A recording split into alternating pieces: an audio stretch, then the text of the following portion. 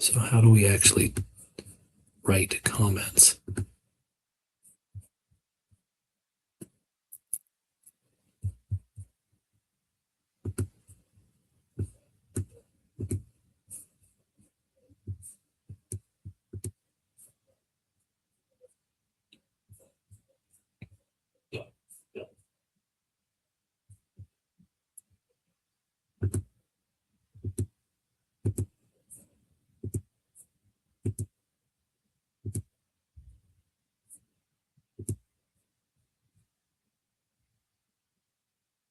Hmm.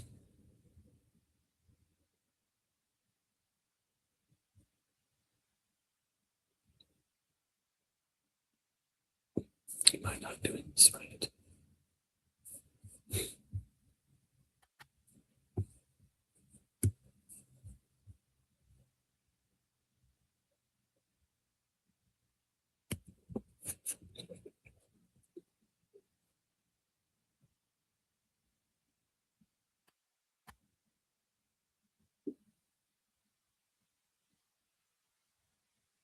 I just see people popping in.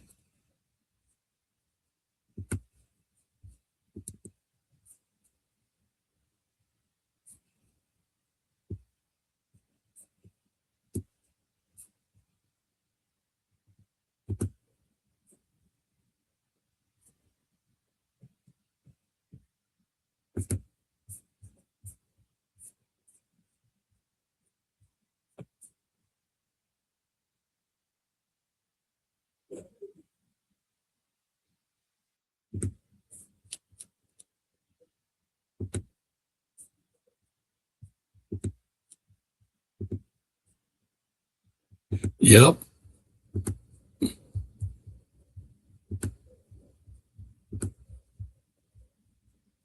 I'm not seeing anyone in here. This is my first time doing a LinkedIn Live.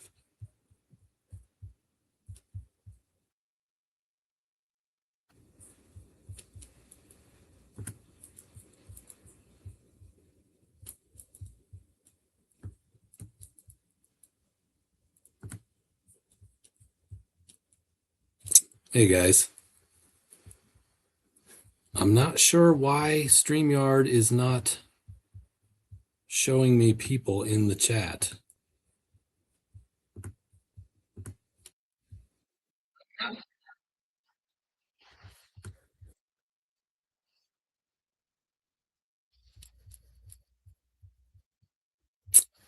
Yep.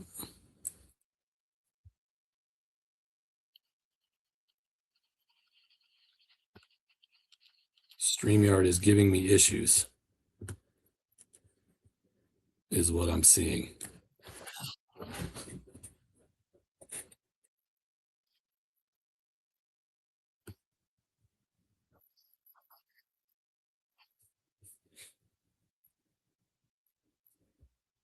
Your StreamYard, Tyler?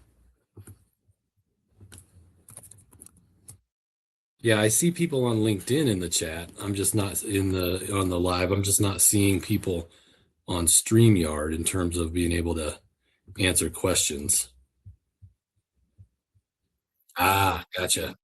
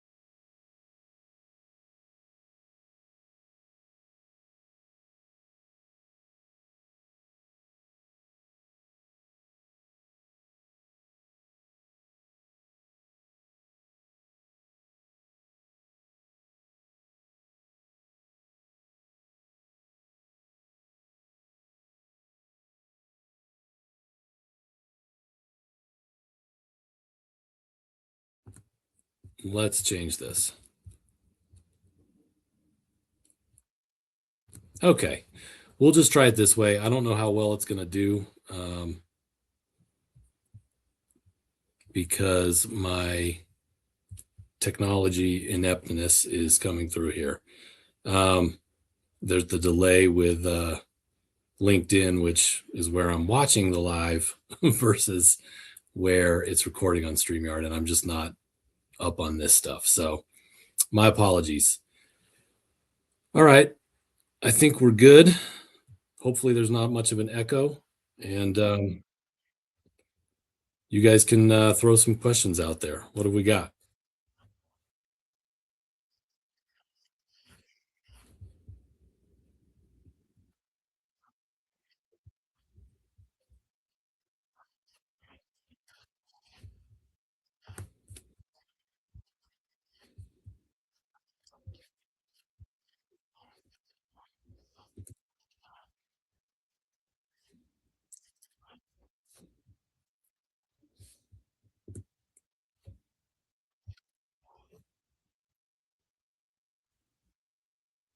Yeah, let's see what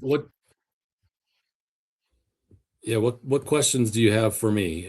Those of you who don't know me, who haven't been on one of these that I've done with Elizabeth and Justin, I appreciate you guys being on here, or any of the other lives that I've been a part of. I've been recruiting for a really long time. I've written a book, which you guys maybe have seen. It's called the same thing as this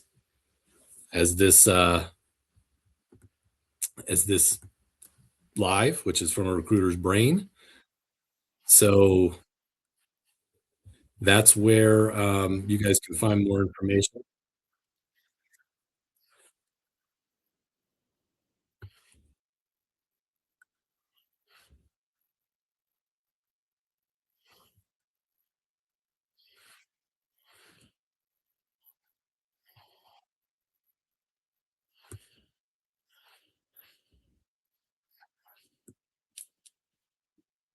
So I see the first question here from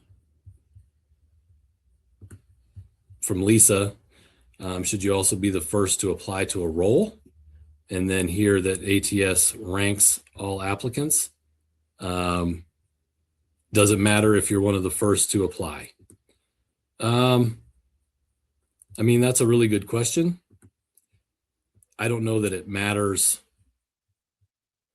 a lot. It matters that you're one of the early applicants, most likely. The ranking system, this is something that we talk about a lot, and I've talked about a lot. So let's distinguish between ATSs and AI. ATSs don't really rank people, right? The new AI systems do. That's where we see the rankings coming in, or these new AI systems that are being added on and bolted on to ATSs. They do rank based on things like title, skills within your resume, duration of time spent at jobs, and they also look for where you use the skills within your job experience. So if you haven't used them or you don't list them in the right areas, the AI is going to literally not recognize that you have used these skills for the period of time that you have. And that's a big problem. It's a big problem that I see with a lot of these AI ranking systems that I've demoed, where someone will have skills listed, duties performed, things that they know, and they don't list them in the actual employment section of their resume. So an AI screener will not know where or how long someone has used, and actually will ding you, if it says 5 years of experience with Python, for example, and you don't list Python beyond 3 years, even though you used it, you just didn't list it. the system is not going to look at anything else and make a determination that that skill should have been used in those areas, that you did use Python because it's obvious that it goes along with these other skills. It doesn't know it. It's not smart enough to figure that out. And so that's a problem. And that's a big problem with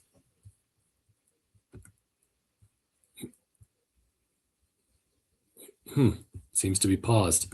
Man, I've made a real mess of this. We may have to do this another time, guys. I am not doing well here.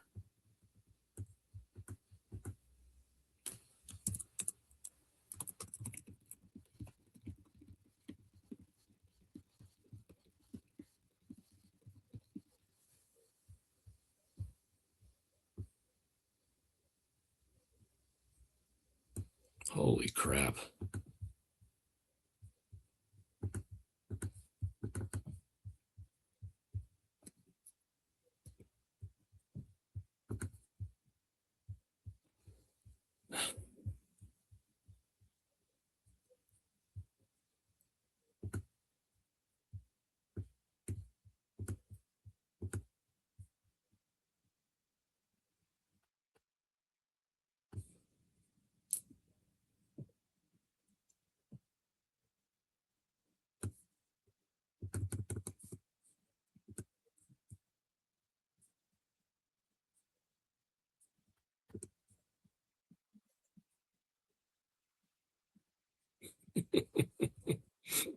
This is really a mess.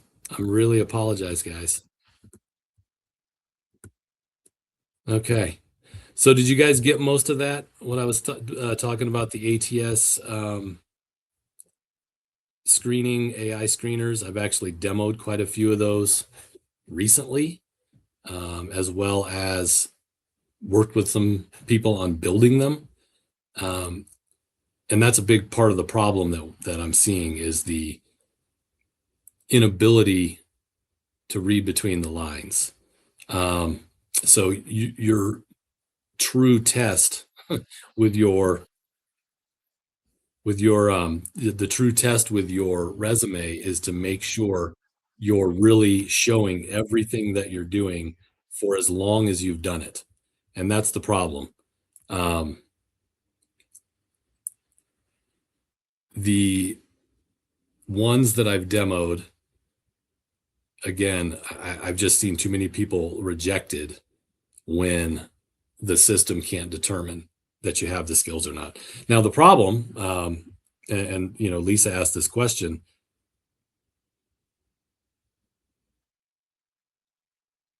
the early application part, again, if you have an AI screener that's good, well, any AI screener, everyone should get reviewed. That's the benefit to the AI screening that's happening, right? Is that everybody should get reviewed regardless of when you apply, and should be entered into the queue with a score reflective of how they fit the job. Now, the ones that aren't as good still are going to be reviewing you. So you should have a chance at the job. Now, I will also tell you, though, and this is the part that a lot of people miss when we're talking about how jobs go through and how recruiters really work. Recruiters typically only need to send maybe 5 to 7 candidates to a hiring manager before they're going to move on to the next role. So this is the part, where applying early really does make a difference. If you are in that first group of candidates, and there are 5 to 10 really solid candidates in that first group, the job may be on a pseudo hold, right? Where it's still open, it's still accepting applicants, but realistically, no one's being pushed on to the hiring manager until he or she finishes interviewing that first group of candidates. And that's the problem that comes in with applying after, the job's been open 2 days, a week, whatever it is. And you really don't know. That's the issue, is there could be 1,000 applicants for a job, right?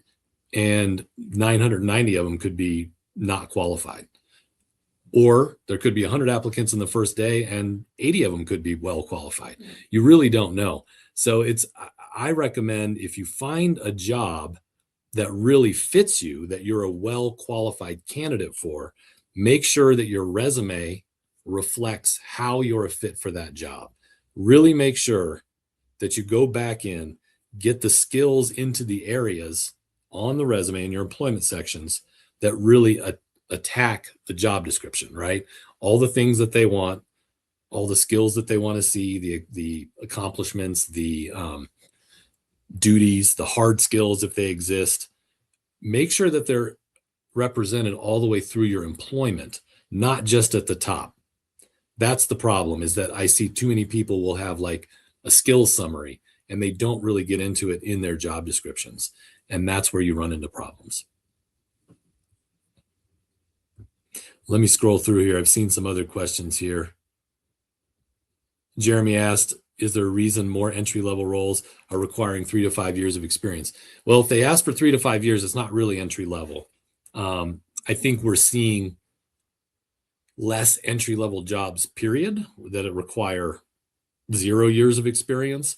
People are attributing that to AI a lot, that especially in tech, that's taking a lot of those entry-level jobs, because those are the positions where people would come in, would learn the ropes, would do some of the maybe junior level coding that a lot of people feel like AI is picking up. At least this is what I'm being told in looking at these types of roles and interacting with folks on LinkedIn.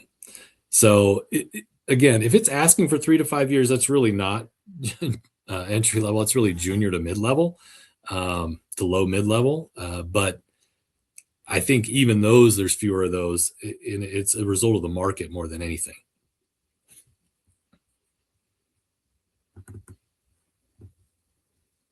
Let me scroll back through here.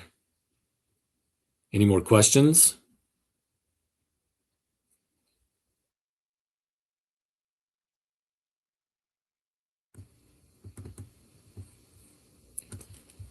If not, we can just talk about the job market. I really did come on wanting to talk about AI systems and ATSs and a lot of the noise that's out there. But one of the first things I really wanted to touch on was a post that I put out yesterday. The scamming and sheer just fakery on the job market from people has really gotten out of control. And I think a lot of people are being taken in by it. And I really need to warn you guys on this stuff.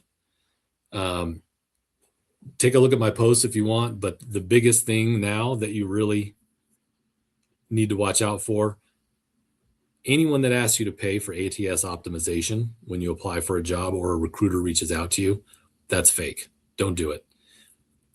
Any big company email, that's a Gmail, right? Elias Cobb, Amazon at gmail.com. No recruiter for Amazon or any big company is going to have a Gmail address that they're working from. Those are scams too. And please don't fall for those things. And I saw another one. Someone was being asked to pay for the interview questions that they were going to be asked. That is a scam. You should not be paying for anything associated with applying for a job in this job market. So please just move on from those things. Those are terrible. Yeah, actually, Justin, I appreciate you bringing that up. The AI interviewers question. I don't love those. I have not demoed one. Well, I take that back. I haven't done an AI interview. I have demoed an AI interviewing tool, and I've seen how it works. Personally, I don't love them. I think the upside that is being sold is that everybody gets an interview, right? Or supposedly everybody gets an interview, or the top candidates all get an interview versus maybe 10 candidates. That's the sell, is that you as candidates should be happy about it because everybody gets an interview. The downside is that we don't know how the scoring happens. Those AI interviews are scored and not just based on your responses every time. They look at and this is all depending on the tool, and they're all different. They look at things like eye contact with the camera. They look at how much did you move your head outside of a certain range? Did you look, to one side or another, meaning maybe you were cheating, right?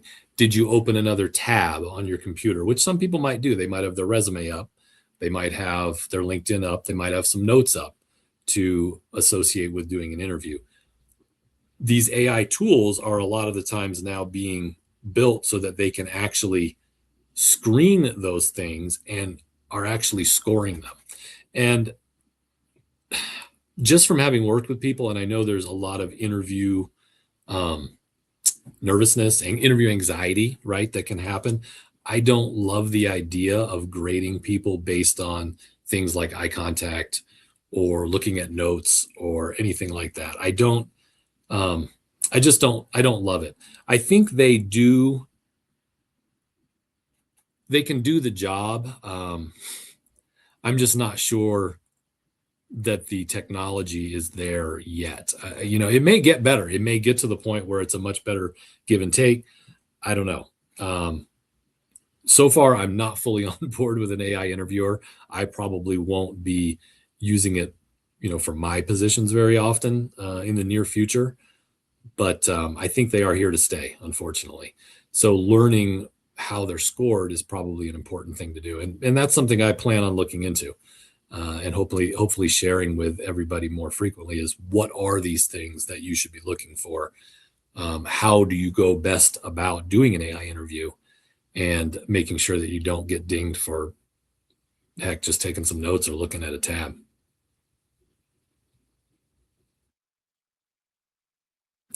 So the keyword saturation, David, that's a question. And somebody else asked about skills summaries, which kind of goes together. So the keyword that's a good question. Keyword saturation is really about, and David, the AI interviewer, I'll touch on that too, because I've read that as well. The question about whether AI interviewers are better than human recruiters in some cases.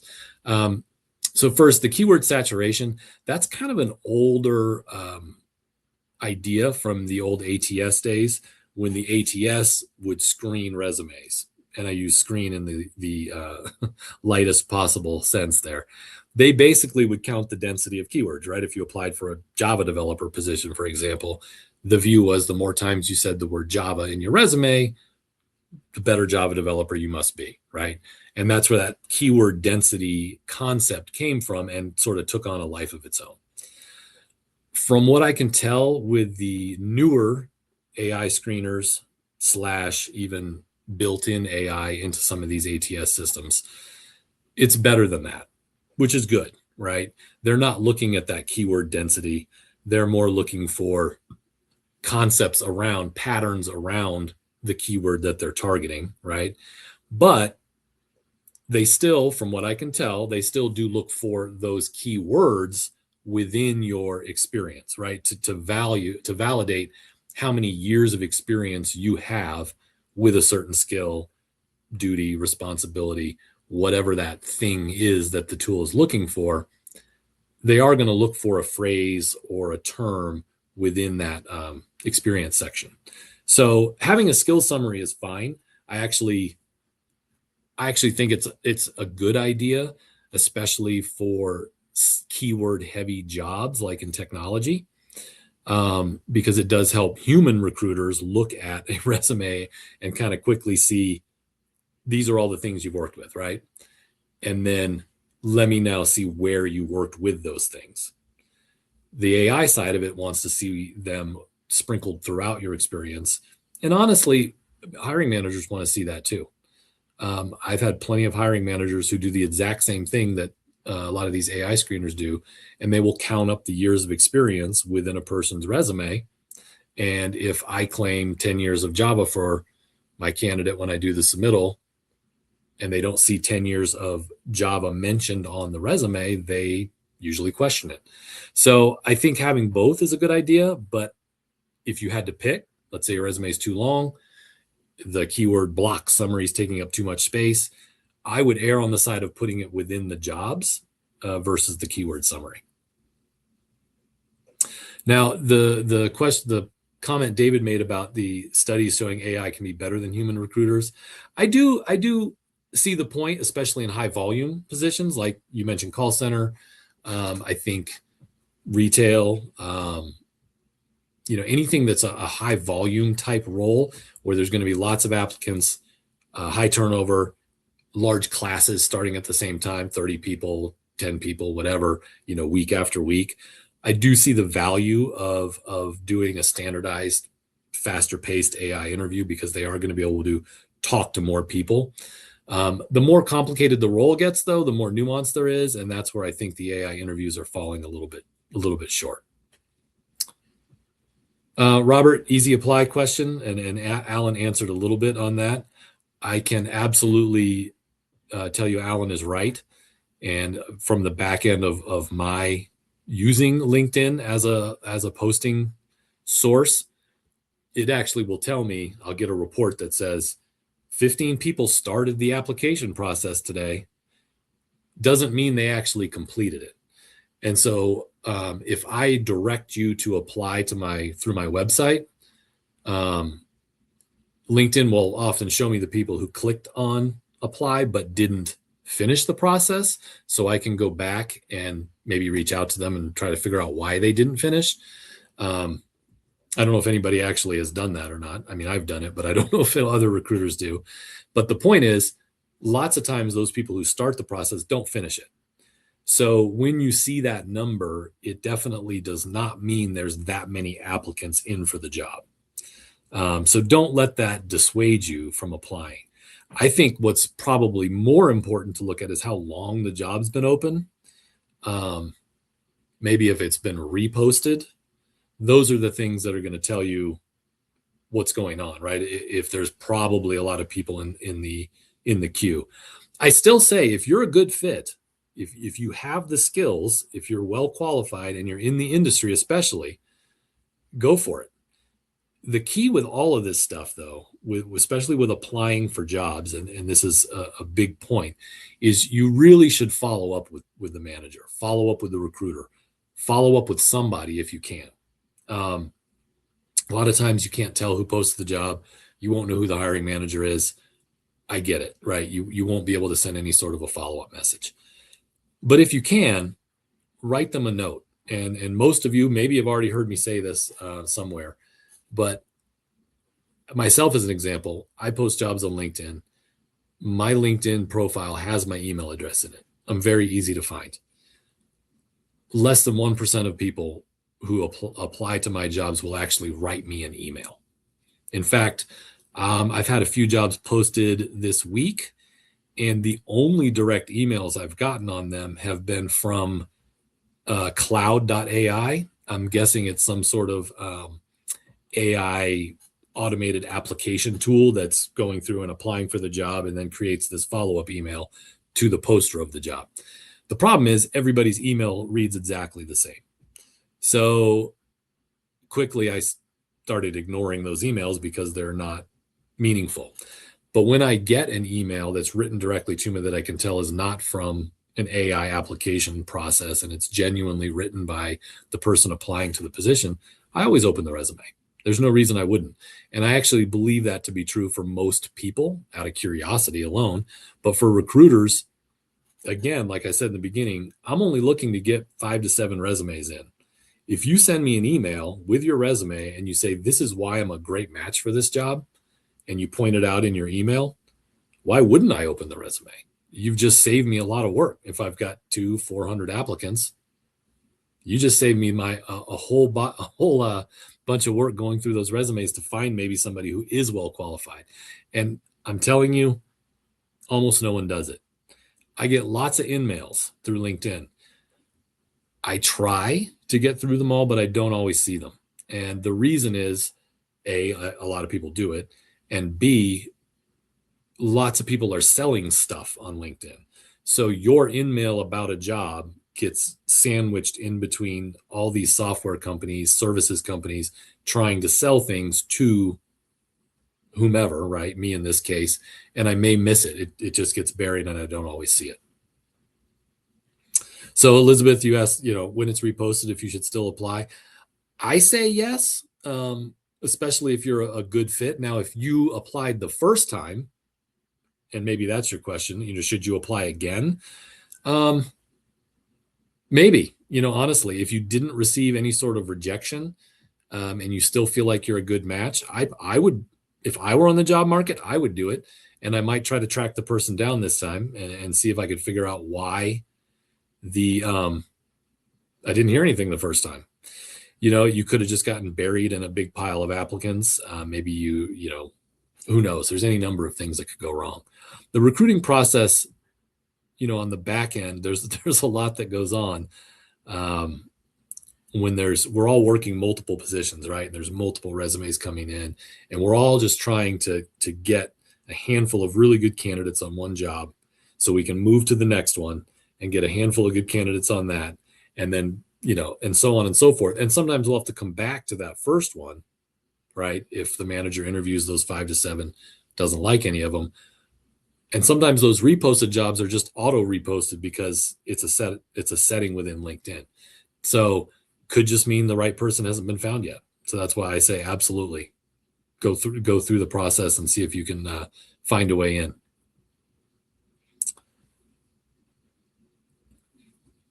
Jeremy's question: upcoming grads who don't have a lot of experience to put themselves in a better position to land interviews. I really think, anything with interviews, getting interviews is networking. That's the best way to try to gain more traction. Now you have to do both. You have to apply for positions and you have to network. You can't do one to the detriment of the other, or vice versa. You have to attack all channels. So if you apply for a job, do the follow-up. Like I said, try to follow up with the recruiter, try to follow up with the manager, but also look into the company, see if there are people at the company with whom you can connect, who are in the job that you would be in, right? The one you're going after. You're not trying to replace them. They've got new openings. Try to connect with those people. Try to learn what it's like to work at that company. You're not coming at it from a point of, hey, do you have any jobs for me? Can you submit me to this? That really doesn't work. I get that a lot. I get that a lot. Hey, do you have any open jobs for me? I don't even know what you do. Tell me something first. Don't just send me that question. So the same thing is true if someone's at a company and you reach out to them, come at it from a informational interview, from a area of curiosity and learning more. That's how you're going to get a better chance of getting into a company, getting interviews with a company. If somebody in there can help you, can make a reference to the manager, can refer you. And the same is true even if there's not openings. If there's companies you'd like to work for, that's how you do networking outside of the application process, right? Find companies you like, companies you're interested in, and start trying to reach out to people in those companies and building relationships. You won't hear back from most of them, would be my guess, right? But some you will, and you foster the relationship, and that's going to help you in the long run. And Elizabeth, yeah, that's a great question. Is it still open? Is the job still open when it's reposted? Was Elizabeth's question. I believe most of the time that it is. I believe that it's being reposted probably automatically by either LinkedIn with a setting, or you can have settings within your ATS if it's tied into the job system that say to auto repost, refresh the date and it auto reposts, things like that. Most companies aren't going to just repost jobs just to for the sake of doing it. There are companies who try to build up a database of candidates, I guess. I don't think most companies are as, savvy, or I don't know if it's even savvy, sneaky enough to really do that. A backlog of resumes just means more resumes to look through. And I think most companies probably don't do a great job of looking through all their applicants or their old applicants when a job opens in the future. Usually they're looking at the applicants that come in right away. So I question it too. I see jobs that are reposted and reposted, and I'm like, how is it you guys haven't found somebody yet? You know, you should have. And I don't know what the reason is, but you know, all you can do is try. And Justin and Scott, you know, Justin brought up, you know, learning about the person versus the opportunity is the way to network. And Scott said, you'd be surprised how much people like to help. I would agree 100%. And that's been something that I've learned. I think most people want to help, actually, but you have to tell them how you need to be helped. You have to help, to quote Jerry Maguire, right? You have to help them to help you. You have to give them a way to help you. You have to make it specific, right? Like, hey, tell me more about what it's like to work there. What are you guys doing with AI, right, at your company? I'm super interested in that. Where do you see this industry going? Where do you see this job growing over time? You know, learning something. Give them a way to help you that's not just this nebulous, like, hey, do you have any open jobs? Or, you know, what can you tell me? You know, try to actually come at it with some good questions and give them a way to help you. And I agree. I think people want to help. And the other thing is too, people like to feel like an expert. They like to feel like they know something and can impart that knowledge to people. So give them a way to do it. That's what I say. David asked, where do I find candidates? I mean, personally, I would say I get most of my candidates from LinkedIn and Indeed. I mean, number one, obviously, I would prefer to place someone who I've worked with before. And that would be networking, right? Somebody that I know, somebody that maybe I forgot to reach out to for a job or didn't think of, but they saw me post it and they reached out to me. That would be the number one way. But I think from a sheer volume perspective, just because a lot of the people that I've worked with and I know may have jobs and not be interested in what I have open, it's going to be LinkedIn Recruiter. It's going to be Indeed. And then, you know, then inside my own ATS with what's called hot lists, you know, people that I've worked with over the years and have compiled a list of like, hey, these are Java developers I've talked to, and I could reach out to these people when I have a Java job. Yeah. And Lisa talked, the reposting sometimes, Shell pointed out, and that sometimes it's the same job because they're hiring multiples.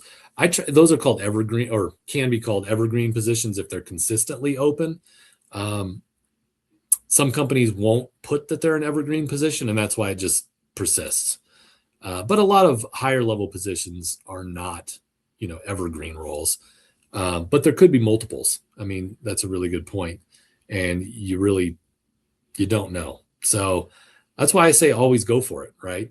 Throw your resume into the ring and give it your best shot. There's no reason not to, especially if you're able to connect with somebody.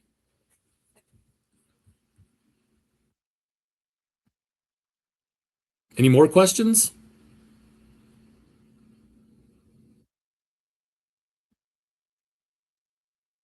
Scrolling through here, seeing if I missed any.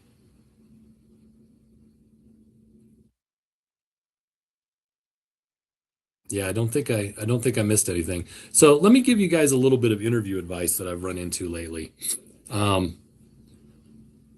Number one, and probably the biggest thing is feedback, and are you going to get it? And the answer is probably not.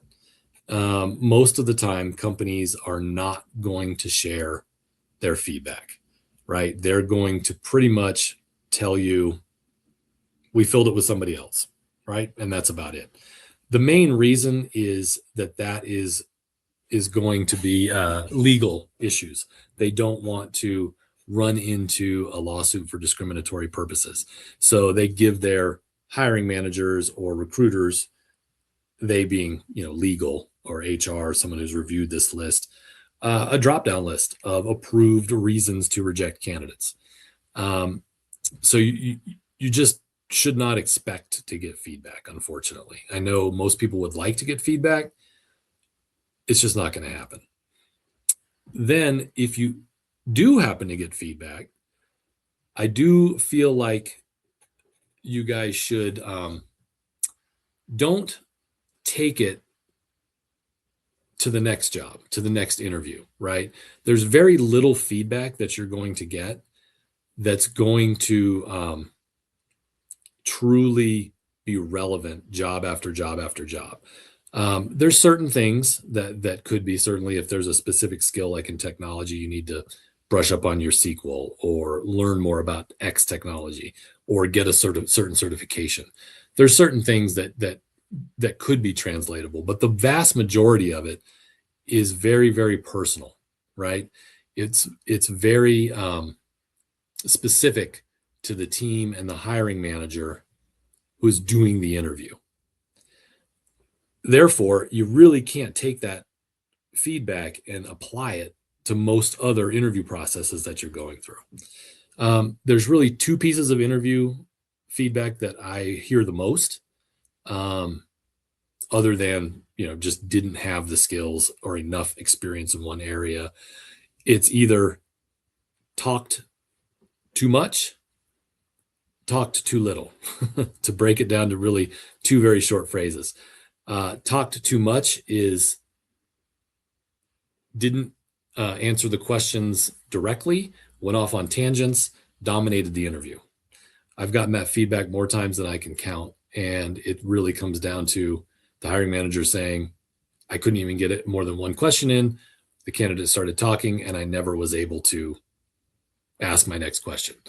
The talk too little really applies specifically to not sharing enough stories or examples from your work history that really detail what you did and how it applies to the position, right? That's really what it comes down to. Those pieces of feedback, if you're able to get it, that's very useful. Those are things you could apply to future roles. Unfortunately, you probably won't hear that feedback most of the time. Usually you're just going to hear, we went with somebody else. And if you get to that final interview, right, where you're one of the 5 or 7 finalists or whatever it is, just remember everybody at that point is pretty well qualified, right? They've been vetted by resume. They've probably gone through a recruiter interview, maybe a first interview with the manager of the team. And now they're at this final step in the process, right? Everybody's pretty well qualified at that point. Usually what that comes down to is we just liked person X a little bit better than we liked the rest of the people in the group. It really comes down to that most of the time. Again, not relevant for any other interview process that you'll go through because that team is unique, completely different team dynamic and personality is going to work there. Not something that's going to really help you anywhere else. So, don't take that personally. My take on that is, be happy that you made it to the final round. And one of the times you'll get there, you will be the person who they like the best. One thing I do recommend with interviewing, really, as best you can, try to write down or transcribe the questions. And Scott mentions this too, candidates with video recordings of the interviews.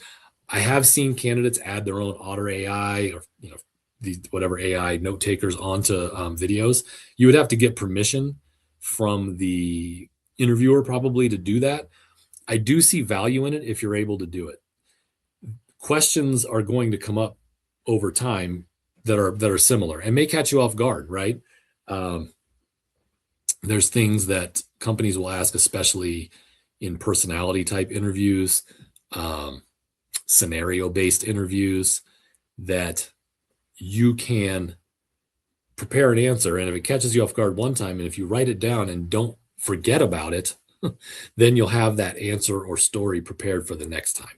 And keep a list of the questions that you're asked. Obviously, the job description for that job is going to be the most detailed set of duties or responsibilities that are probably going to be touched on. But I think personality questions, I've heard a lot of different ones recently that I'd never heard before. I think it's good to start documenting them as you go, and then that way you start to prepare your stories if you ever hear them again. Saw a question about cover letters. Cover letters. If it's required, yes, right? Obviously, put it in there. Or even if it's, I think, suggested or mentioned in the interview process, I would recommend putting something in there.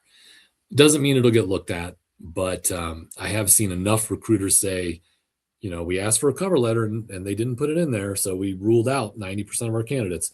So I think it's worthwhile doing that. The way I think cover letters work best, however, is in the exact process I was talking about earlier, where you're sending that email to the hiring manager or the recruiter that posted the job.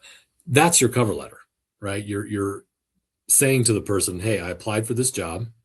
Here's my resume. Here are the reasons I'm a great fit. And you have a few bullet points. And then here's what I'm really excited about in this job. That's a cover letter, right? And you talk about in the excited about part, things you're excited about the company, maybe recent initiatives they've launched, products they've launched, their culture, things that they're proud of. You want to look that stuff up online, and you can reference that in your email to the hiring manager, to the recruiter. That's your cover letter. And I think that's the best use of a cover letter versus, if you go through an application process and it says, supplementary attachments or something like that. I think if it's not asking for it specifically, it's probably not going to really get looked at. And I can tell you what really doesn't work when they're just a cut and paste, right? When you can tell that they've been cut and pasted. And honestly, it hurts you if you cut and paste it and you forget to change the company name or the manager's name or the recruiter's name or to whomever you're writing it. And I've gotten those more times than I can count, where the cover letter is addressed to somebody else. It's, referencing a completely different job. I try not to let that color my perception and still, review the resume and see if they're a good fit. But I know I'm not, not everyone is like that. There are people who will look at that and say, so-and-so's got, Elias has terrible attention to detail. Why would we even want to talk to him? So I've actually probably seen cover letters hurt more often than they help. But if you're diligent about it and you really, make sure that it's relevant to the job, relevant to the company, I think it can be valuable in the way that we were talking about. I saw some other questions coming through as far as networking groups or job councils, career search groups. I absolutely think there's some value there. Never Search Alone is one of the councils that I know of.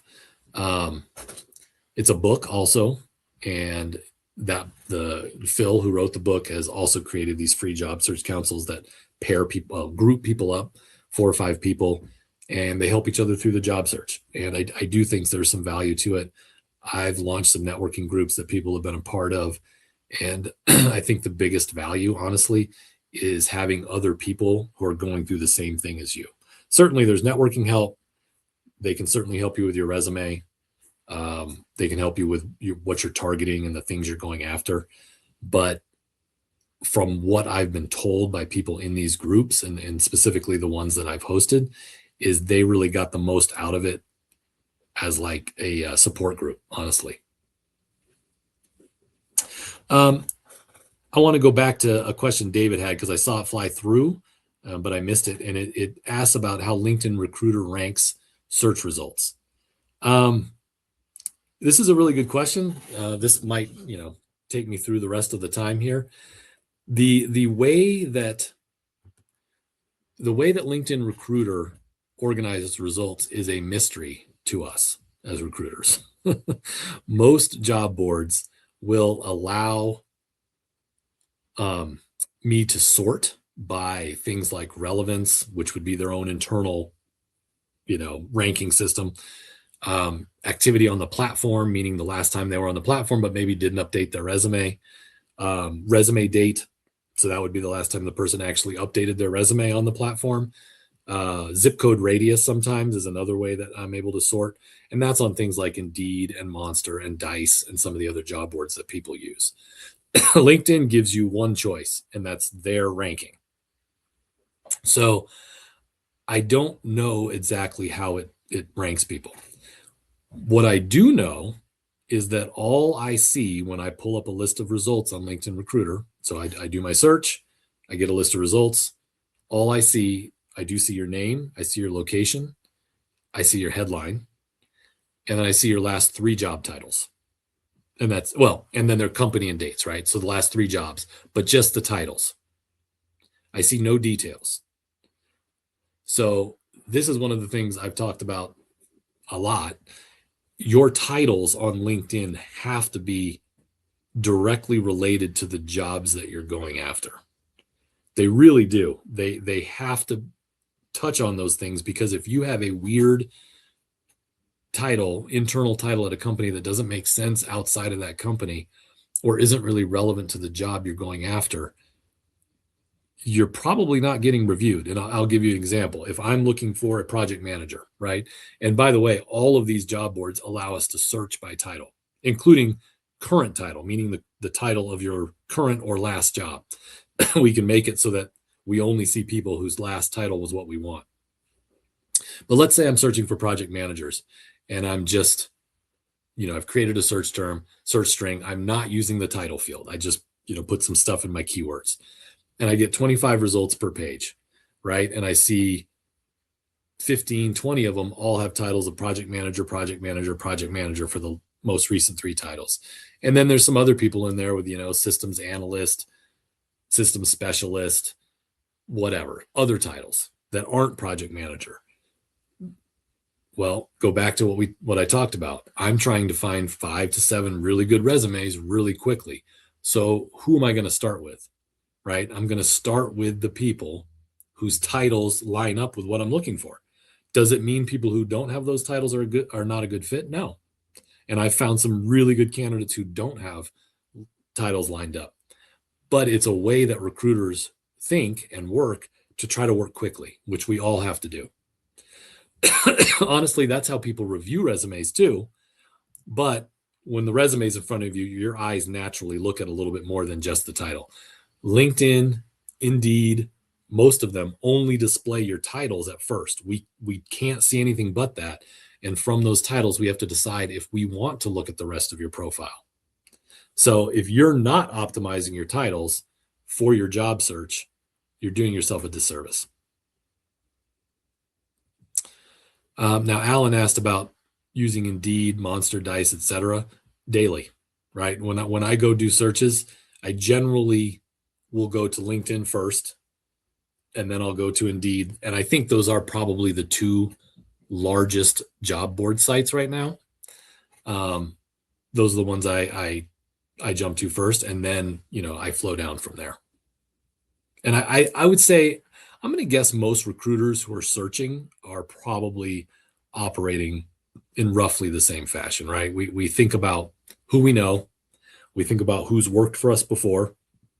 We think about people in our group that, our hot list groups, where we're actually trying to keep track of people that we've talked with that we feel like are quality candidates and we'd like to work with either again or for a first time if we never have. And then we're going to jump right into the job boards and do searches. And I think LinkedIn and Indeed are probably number 1 and 2, honestly. If I were on the market, I would tighten up my LinkedIn profile. I'd get all my details on there. I'd optimize my titles for my search for what I want. And I'd keep it up to date. And I would get my resume posted on Indeed with the same idea in mind. No headline, of course, but making sure my titles were optimized. And I would, honestly, the default result on Indeed is relevance, their internal ranking mechanism, whatever it is. But I often sort by relevance by recency on Indeed, because that shows me people who are actively using the platform, which is kind of what I want, right? I want somebody who's active in their job search. And I'm not looking at a resume that is 3 months old and the person hasn't been paying any attention. So if I were on Indeed or Monster or Dice or one of the other boards that's not LinkedIn, I would probably be going in every couple of days and refreshing my profile. Doesn't mean you have to post a new resume, but I believe there's a way to refresh your profile, or even just be active on the platform, right? Go into your account, do a search, look for things, maybe apply for a job or two, just to show some activity, so that when a recruiter like me goes in there and we sort by recency, we then see you've been on there recently. I liked Shell's comment on application answers and on the application process. That is a big part of a lot of people's what they call friction in the recruiting process. They will create application questions. Some are instant knockouts, like location, maybe salary, on-site versus hybrid versus remote, work status, right? If you need sponsorship or not. Some companies can do it, some can't. There are certain questions that you may get an instant rejection for, and that's because it was coded as a knockout question, with certain answers being quote unquote required, right, to move on in that process. But there are a lot of times other questions that are put in that are more specific to the job, and where you need to be more specific about your experience. And they're graded. They are graded. You definitely want to try to be, specific about your experience and as it relates to that job description, and not use, generic questions that look like or answers that have been cut and pasted. You can tell when something's cut and pasted. You can tell when something's AI generated. Most people can tell, and that definitely hurts you in the process if those are the kinds of things you're putting in. I don't use them super often. I'll put some knockout questions in. I do find a lot of people just lie about it, and it isn't all that useful, to be perfectly honest. But the open-ended application questions, those are ones that I use, and I do read through them. I would hope that anybody would, and they're ones that I think do make a difference. And Alan, that's a great question, especially because we're talking about titles. Alan's question is, how do you treat someone who's one job title on their resume and another on LinkedIn? As long as they're closely related, similar, I can tell it's the same job, it's not a problem. And I'm assuming you're really referring to the process of having like a program manager resume versus a delivery manager resume versus a project manager resume, where you're trying to line up your titles with the jobs that you're applying to. And, even though you did all of those roles in one form or another, as long as they're close and your resume and LinkedIn have the same body, same details, and they're relevant to that title, whatever it is, it's not a problem. I've never had a manager have a problem with that. What I have had managers have problems with is when somebody's LinkedIn is a lot different, or what I have a problem with, I usually catch that, if the resume is completely different, like totally different job, that's not going to work. Or different companies, different dates, missing details, like there's a job that's on the resume that's not on the LinkedIn. I've run into that before too. Now, with a lot of those things, if it doesn't look like a complete fabrication, we being Quantix, and me and my team, we will call the person if we think they're a good fit and try to figure out what happened. Did they just, mistype a date, get the date wrong in one place or another, forgot to add something to their LinkedIn profile that's on the resume? We'll try to figure it out. The bigger problem is that there's a lot of people who don't do that. Again, they'll immediately jump to the conclusion that you don't have a good attention to detail is a reason to weed people out. Again, and I hate to sound like I'm harping on this topic, but we're trying to come up with 5 to 10 good candidates quickly. An easy way to weed people out: errors, right?